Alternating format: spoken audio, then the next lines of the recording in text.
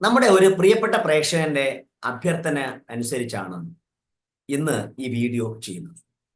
നമ്മളൊക്കെ തന്നെ മാധ്യമങ്ങളുടെ, അത് സോഷ്യൽ മീഡിയ ആവാം, അല്ലാത്ത പ്രിന്റ് മീഡിയ ആവാം, ഇത്തരം മാധ്യമങ്ങളുടെ ഒരു വലിയ സ്വാധീനമുള്ള ഒരു കാലഘട്ടത്തിലൂടെയാണ് കടന്നുപോയിക്കൊണ്ടിരിക്കുന്നത്.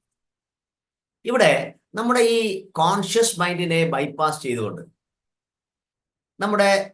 നമ്മളിപ്പോൾ കാണുന്ന TV പരിപാടി കാണുമ്പോഴോ, അല്ലെങ്കിൽ സിനിമ കാണുമ്പോഴോ, അല്ലെങ്കിൽ ഏതെങ്കിലും പത്രം വായിക്കുമ്പോഴോ ഒക്കെ ചില സന്ദേശങ്ങൾ നമ്മുടെ സബ് കോൺഷ്യസ് മൈൻഡിനെ സ്വാധീനിക്കുന്ന കാര്യം നിങ്ങളുടെ ശ്രദ്ധയിൽപ്പെട്ടിട്ടുണ്ട് ഉണ്ടെങ്കിൽ എന്ന് ടൈപ്പ് ചെയ്യും. ഇനി നമുക്ക് എന്താണ് ഈ സബ് ലിമിനൽ മെസ്സേജസ് എന്ന് നോക്കാം. സബ് ലിമിനൽ മെസ്സേജ് അല്ലെങ്കിൽ ബോധാതീതമായ സന്ദേശം എന്നാണ് വേണമെങ്കിൽ അതിനെ മലയാളീകരിക്കും. അത് എന്താണെന്ന് വെച്ചാൽ, നമ്മുടെ ഈ നേരത്തെ പറഞ്ഞ പോലെ കോൺഷ്യസ് മൈൻഡിലൂടെ പെട്ടെന്ന് കടന്നുപോയി അത് ശ്രദ്ധിക്കില്ല, സബ് കോൺഷ്യസ് മൈൻഡിനെ സ്വാധീനിക്കുകയും ചെയ്യുന്ന, അത് ഓഡിയോ ആവാം, വീഡിയോ ആവാം, പ്രിന്റ് ആവാം, ഇത്തരത്തിലുള്ള സന്ദേശങ്ങളെയാണ് നമ്മൾ സബ് ലിമിനൽ മെസ്സേജസ് അല്ലെങ്കിൽ ബോധാതീതമായ സന്ദേശങ്ങൾ എന്ന് പറയുന്നത്. ഞാൻ ഇതിനെ ഒന്നും കൂടെ വിശദീകരിച്ച് പറയാം. നമ്മുടെ കോൺഷ്യസ് മൈൻഡിനെ അറിയാതെ തന്നെ, കോൺഷ്യസ് മൈൻഡിന് വലിയ റോളൊന്നും ഇല്ലാതെ നമ്മുടെ സബ് കോൺഷ്യസ് മൈൻഡിൽ പ്രവേശിച്ച് നമ്മുടെ ചിന്തകൾ, നമ്മുടെ പെരുമാറ്റങ്ങൾ, ഇവയൊക്കെ തന്നെ സ്വാധീനിക്കുന്ന സന്ദേശങ്ങളാണ് സബ് ലിമിനൽ മെസ്സേജസ്.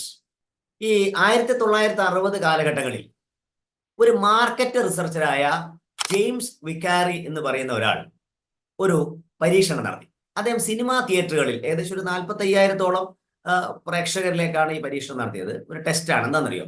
ഈ സിനിമക്കിടയിൽ ഈറ്റ് പോപ്കോൺ, ഡ്രിങ്ക് കൊക്കക്കോള, ഇങ്ങനെ ഒരു ഫ്ലാഷ് കാണിക്കാൻ തുടങ്ങി. ഫ്ലാഷ് ആയി പെട്ടെന്ന് പോകും. അത് അധികം ഉണ്ടാവില്ല, പെട്ടെന്ന് ഫ്ലാഷ് അറിയാലോ, അപ്പോൾ പെട്ടെന്ന് കടന്നു പോകും. ഇങ്ങനെ കാണിച്ചു നോക്കിയപ്പോൾ അദ്ദേഹം ഒരു സ്റ്റഡി നടത്തിയപ്പോൾ 57.5% വർധനവാണ് പോപ്കോണിൽ ഉണ്ടായത്, പോപ്കോൺ സെയിൽസ് ഉണ്ടായത്. അത്ര ആൾക്കാർ ഈ പോപ്കോൺ കഴിച്ചു. മറ്റൊന്നൊരു 18%-ഓളം ആൾക്കാർ കൊക്കക്കോള കഴിച്ചു. ഇങ്ങനെ റിസർച്ച് നടന്നപ്പോൾ എന്തായി, മറ്റ് അഡ്വർടൈസ്മെന്റ്, അതായത് ഇങ്ങനെയുള്ള പ്രൊഡക്റ്റ് സെയിൽസ് ചെയ്യുന്നവർ ഇതിനെ കോപ്പി ചെയ്യാൻ തുടങ്ങി. ഇങ്ങനെയാണ് ഈ സബ്ലിമിനൽ മെസ്സേജിനെ കുറിച്ചുള്ള ആദ്യത്തെ റിസർച്ച് ഉണ്ടാവുന്നത്. ഇനി നമുക്കിത് മനസ്സിലാക്കുന്ന ചില ഉദാഹരണങ്ങൾ പറയാം. ഇപ്പൊ നമ്മളിങ്ങനെ ഒരു വാഹനത്തിൽ പോയിക്കൊണ്ടിരിക്കുകയാണ്, പെട്ടെന്ന് ചില സ്ഥലത്ത് ബോർഡുകൾ വെച്ചിട്ടുണ്ട്. അത് ചിലപ്പോൾ ഒരു ഷോപ്പിന്റെ പരസ്യമായിരിക്കാം, അല്ലെങ്കിൽ ഏതെങ്കിലും പ്രൊഡക്റ്റ് അതിന്റെ പരസ്യമായിരിക്കാം, അല്ലെങ്കിൽ ചില ഓഫറുകൾ ഉണ്ടാവും, ഫുഡിന്റെ ഒക്കെ ഓഫറുകൾ. ഇത് നിങ്ങൾ കണ്ടു, പെട്ടെന്ന് കണ്ട് നിങ്ങൾ വാഹനത്തിൽ കടന്നുപോയി. പക്ഷെ ഒരു സൂപ്പർ മാർക്കറ്റിൽ പോയി നിങ്ങൾ സാധനം വാങ്ങുന്നു, അല്ലെങ്കിൽ അത്തരം ഷോപ്പുകൾ കാണുന്ന സമയത്ത് നിങ്ങൾ അറിയാതെ അവിടെ പോയി അല്ലെങ്കിൽ ആ പ്രൊഡക്റ്റ് നിങ്ങൾ വാങ്ങിച്ചു. ഇത് നമുക്ക് അനുഭവമുള്ള ഒരു കാര്യമാണ്. ഇത് നമുക്ക് എല്ലാവർക്കും എളുപ്പത്തിൽ മനസ്സിലാവുന്ന ഒരു ഉദാഹരണമാണ് ഈ സബ്ലിമിനൽ മെസ്സേജിനെ കുറിച്ചിട്ട്. ഈ അടുത്ത കാലത്ത് നടന്ന മറ്റൊരു റിസർച്ചിനെ കുറിച്ചാണ് ഞാൻ പറയുന്നത്. ഇത് ഒരു യൂണിവേഴ്സിറ്റിയിലെ 81 അണ്ടർ ഗ്രാജുവേറ്റ്സിൽ നടത്തിയ ഒരു പഠനമാണ്. അതായത് അവിടെ ഈ പലതര സ്ഥലങ്ങളിലായിട്ട് LED-യിലൊക്കെ നമ്മൾ ഫ്ലാഷ് പോലെ ഡ്രൈ ആൻഡ് തേഴ്സ്റ്റി, ഈ 2 വാക്കുകൾ കാണിക്കാൻ തുടങ്ങി. എന്താ റിസർച്ച് എന്നറിയോ? അതിന്റെ റിസൾട്ട് എന്താണെന്ന് വെച്ചാൽ, ഈ കുട്ടികൾ കൂടുതൽ വെള്ളം കുടിക്കാൻ തുടങ്ങി. ഈ തേഴ്സ്റ്റ്, അതായത് ദാഹമുള്ളവർ വെള്ളം കുടിക്കാൻ തുടങ്ങി. അത് ദാഹം ഇല്ലാത്തവർ വെള്ളം കുടിക്കുന്നില്ല, ദാഹമുള്ളവരുടെ വെള്ളം കുടിക്കുന്നതിന്റെ പ്രവണത കൂടി. ഇതിൽ എന്താണ് മനസ്സിലാവുന്നത്? ഇത് ആ ട്രിഗർ, അതായത് ദാഹം എന്ന ട്രിഗർ ഉണ്ടാകുമ്പോൾ ഈ ഫ്ലാഷും കൂടെ വരുന്ന സമയത്ത് അവർ പെട്ടെന്ന് അതിന്റെ റിസൾട്ട് പോകും. ഒരു ട്രിഗർ ഉണ്ടെങ്കിൽ അതിനെ ചെറുങ്ങനെ ബൂസ്റ്റ് ചെയ്യും. അതാണ് ഈ സബ്ലിമിനൽ മെസ്സേജസ് ചെയ്യുന്നത്. അതായത് പൊതുവെ പറയുന്ന ഒരു 40 മുതൽ 50% ഇതിന്റെ വർക്കൗട്ട്. ഒരു 100% എക്സ്പെക്ട് ചെയ്യരുത്. 40 മുതൽ 50% വരെ നമുക്കത് ട്രിഗർ ഉണ്ടാവുന്ന സമയത്ത് അത് കുറച്ചും കൂടെ കൂട്ടാൻ ഈ സബ്ലിമിനൽ മെസ്സേജസിന് സാധിക്കുന്നുണ്ട് എന്നാണ് റിസർച്ചുകൾ കാണിക്കുന്നത്. മറ്റൊരു കാര്യം ശ്രദ്ധിക്കേണ്ടത്, ഇതിന്റെ സ്വാധീനം, ഈ സബ്ലിമിനൽ മെസ്സേജിന്റെ സ്വാധീനം വ്യക്തിഭിന്നമാണ്. ഓരോ വ്യക്തികൾക്കും എല്ലാവർക്കും ഒരുപോലെ അല്ല. ഇപ്പൊ ആ സമയത്തുള്ള മാനസികാവസ്ഥ, ആ മെസ്സേജ് കാണുമ്പോഴുള്ള മാനസികാവസ്ഥ ഒരു ഘടകമാണ്. ഇനി കോംപ്ലക്സിറ്റി ഓഫ് മെസ്സേജ്, ആ മെസ്സേജിന്റെ ഒരു സങ്കീർണത വലിയൊരു കാര്യമാണ്. ചില കോംപ്ലക്സ് ഉള്ള വളരെ സങ്കീർണമായതാണെങ്കിൽ അത്ര എളുപ്പത്തിൽ നടക്കില്ല.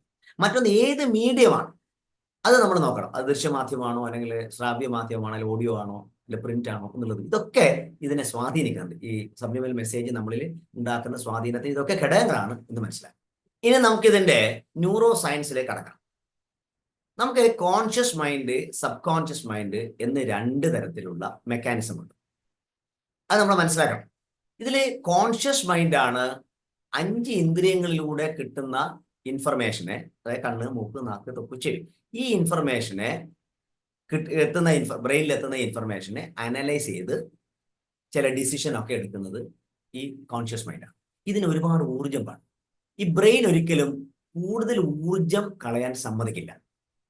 അപ്പോഴാണ് സബ് കോൺഷ്യസ് മൈൻഡ് പ്രസക്തി വരുന്നത്. ഇതൊരു റെക്കോർഡിംഗ് മെഷീൻ പോലെയാണ്. ഇത് റെക്കോർഡ് ചെയ്തുകൊണ്ടിരിക്കും.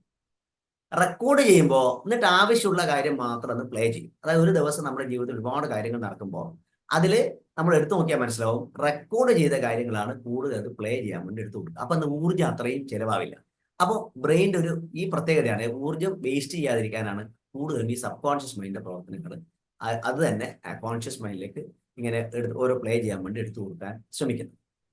ഇവിടെ ഒരു പ്രധാനപ്പെട്ട കാര്യം നമ്മൾ മനസ്സിലാക്കേണ്ടതുണ്ട്. നമ്മുടെ സബ് കോൺഷ്യസ് മൈൻഡിൽ നേരത്തെ റെക്കോർഡ് ചെയ്യപ്പെട്ട മെസ്സേജ് പല കാര്യങ്ങളുണ്ട്. അതുമായി റെലവൻസ് ഉള്ള ഒരു മെസ്സേജ് നമ്മുടെ ഫ്ലാഷിലൂടെ കടന്നു പോകുമ്പോൾ, അല്ലെ സബ്ലിമിനൽ മെസ്സേജ് നമ്മളിൽ എത്തുമ്പോൾ, അങ്ങനെ എന്തെങ്കിലും നേരത്തെ റെക്കോർഡ് ചെയ്യപ്പെട്ട എന്തെങ്കിലും ഉണ്ടെങ്കിൽ, അതിന് റെലവൻസ് ഉണ്ടെങ്കിൽ മാത്രമേ അത് പിക്ക് ചെയ്യൂ. ഇല്ലെങ്കിൽ അത് പിക്ക് ചെയ്യില്ല. അതായത് യാതൊരു നമുക്ക് റെലവൻസ് ഇല്ലാത്ത, അല്ലെങ്കിൽ നമ്മൾ ഇതുവരെ കേൾക്കാത്ത ഒരു കാര്യമാണ് ഫ്ലാഷ് മെസ്സേജ് വന്നു, അല്ലെങ്കിൽ സബ്ലിമിനൽ മെസ്സേജ് വന്നാൽ അത് റിസൾട്ട് ഉണ്ടാക്കില്ല. അതുകൊണ്ടാണ് ഞാൻ നേരത്തെ പറഞ്ഞത് 40 മുതൽ 50% മാത്രമേ ഈ സബ്ലിമിനൽ മെസ്സേജസിന് റിസൾട്ട് ഉണ്ടാക്കുന്നുള്ളൂ. അതായത് ഈ സബ്ലിമിനൽ മെസ്സേജസിനെ നമ്മൾ അഡ്വർടൈസിംഗിൽ ഉപയോഗിക്കുന്നുണ്ട്, മ്യൂസിക്കിൽ ഉപയോഗിക്കുന്നുണ്ട്, ഈവൻ പൊളിറ്റിക്കൽ ക്യാമ്പയിൻസ്, അതായത് രാഷ്ട്രീയ പാർട്ടികളൊക്കെ ഇത് ഉപയോഗിക്കുന്നു. ഇനി ഇത് നമ്മുടെ നിത്യജീവിതത്തിൽ നമുക്കിതിനെ കൊണ്ട് എന്താ ചെയ്യാൻ പറ്റുക? ഈ സബ്ലിമിനൽ മെസ്സേജസ് ഉപയോഗിച്ചുകൊണ്ട് എങ്ങനെ നമ്മുടെ ലക്ഷ്യങ്ങളിലെത്താം, അതിനെക്കുറിച്ചുള്ള ഒരു വഴിയാണ് ഈ പറഞ്ഞു തരുന്നത്. ഇത് ഞാൻ നേരത്തെ പറഞ്ഞു, നമ്മുടെ സബ് കോൺഷ്യസിൽ നമ്മുടെ ലക്ഷ്യങ്ങളൊക്കെ ഉണ്ടല്ലോ ഓൾറെഡി. അതിനെ ട്രിഗർ ചെയ്യുന്ന വിധത്തിലുള്ള പോപ്പ് ആയിട്ട് നമ്മുടെ മൊബൈൽ ഫോൺസിൽ അതൊരു ഫ്ലാഷ് മെസ്സേജ് ആയിട്ട്, അത് ഓഡിയോ ആവാം, വീഡിയോസ് ആവാം, വേർഡ്സ് ആവാം, അങ്ങനെയൊക്കെ നമ്മൾ ചെയ്യുന്ന സമയത്ത് ഇതെന്ത് ചെയ്യും? ഈ സബ്ലിമിനൽ ഇത്തരത്തിലുള്ള മെസ്സേജസ് ഓൾറെഡി റെക്കോർഡ് ചെയ്ത് നമുക്ക് ഉണ്ട്, നമ്മുടെ ലക്ഷ്യം ഉണ്ടല്ലോ, അതിനൊന്നും കൂടി ട്രിഗർ ചെയ്യും. അപ്പൊ നമ്മുടെ ലക്ഷ്യത്തിലേക്ക് വളരെ പെട്ടെന്ന് എത്താൻ വേണ്ടി ഈ ഇത്തരത്തിലുള്ള സബ്ലിമിനൽ മെസ്സേജസ് നമ്മളെ സഹായിക്കും. അതിനുവേണ്ടി നമ്മൾ ശ്രമിക്കുകയാണ് വേണ്ടത്. ഇത്രയും സമയം വളരെ ക്ഷമയോടെ ഈ വീഡിയോ കണ്ട പ്രിയപ്പെട്ട പ്രേക്ഷകരെ, നമ്മൾ എന്താണ് സബ്ലിമിനൽ മെസ്സേജസ് എന്ന് മനസ്സിലാക്കി. അതിന്റെ നിത്യജീവിതത്തിൽ അത് എങ്ങനെ നമ്മുടെ ജീവിതത്തിന്റെ വിജയത്തിന് വേണ്ടി അത് ഉപയോഗിക്കാമെന്നൊക്കെ നമ്മൾ മനസ്സിലാക്കി കഴിഞ്ഞു. എനിക്ക് പ്രേക്ഷകരോട് വിലയേറിയ ഒരു അഭ്യർത്ഥനയുണ്ട്. നിങ്ങൾ ഈ ലൈക്ക് ബട്ടൺ ഒന്ന് ക്ലിക്ക് ചെയ്യുക. ഇത് പരമാവധി ആൾക്കാരിൽ എത്താൻ അത് സഹായിക്കും. അതോടൊപ്പം തന്നെ സുഹൃത്തുക്കൾക്കും ബന്ധുക്കൾക്കൊക്കെ ഷെയർ ചെയ്യും. നിങ്ങൾക്ക് ഇതുമായി ബന്ധപ്പെട്ട കമന്റുകൾ ചെയ്യാം. അതോടൊപ്പം ആദ്യമായിട്ടാണ് ഇത് കാണുന്നതെങ്കിൽ ഈ ചാനൽ സബ്സ്ക്രൈബ് ചെയ്യുക, ബെൽ ബട്ടൺ അമർത്തുക. ഇത്തരം വിജ്ഞാനപ്രദമായ വീഡിയോകൾ നിങ്ങളിലെത്താൻ അത് സഹായിക്കും. Thank you.